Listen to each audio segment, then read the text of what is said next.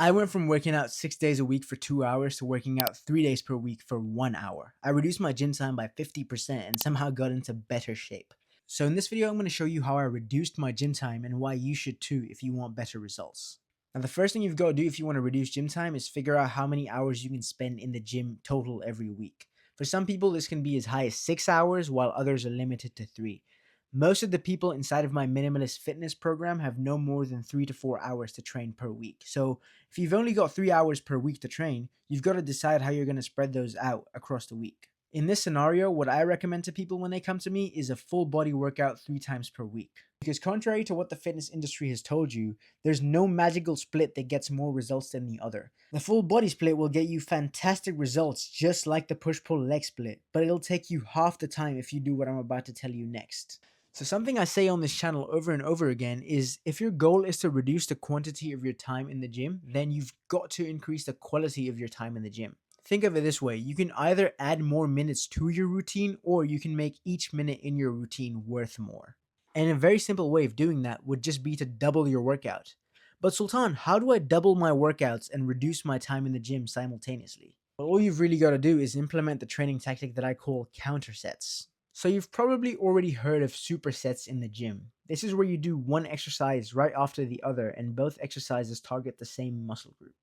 Now, while this reduces time quantity in the gym, it also reduces time quality. Because say if you were to do a set of incline pressing right after a set of flat pressing, even though you're getting 2 exercises done in the time of one, you're sacrificing your performance on both exercises. Because when you do your first set of incline pressing after flat pressing, your chest, shoulders, and triceps are already going to be fatigued. So you're not going to be able to use as much weight for as many reps as you could have if you just went into the exercise fresh. And guess what? When you go back into your set of flat pressing, your chest, shoulders, and triceps are going to be even more fatigued, and this is going to prevent you from performing your best on any of the 2 exercises.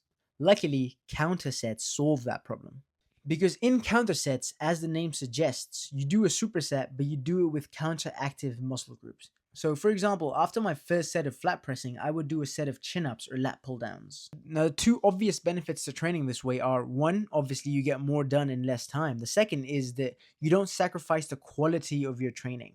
And so what this can look like is instead of you doing 2 separate 45-minute workouts, you could just combine them both into a 1 hour workout. Now that tactic alone will seriously reduce your gym time and get better results, but there's still more that you can do. Instead of me taking you through the long laundry list of things that drive progress, I'm just going to tell you the one thing that I make the clients inside of my minimalist fitness program focus on the most, and that is progression.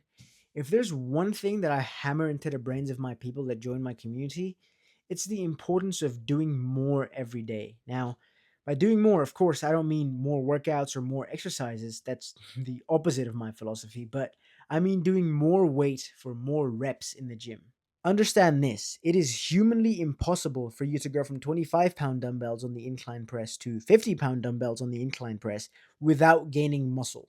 Let's just take our previous example. Say that I'm going to the gym to do a set of flat pressing and a set of chin-ups.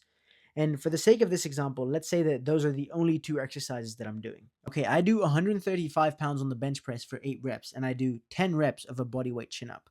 Well, if I'm on a 3 times per week split, my goal for my second section, and this is going to be my absolute non-negotiable goal, is going to be to at least get 9 reps on the bench press for 135 pounds and at least 11 reps of the bodyweight chin-up.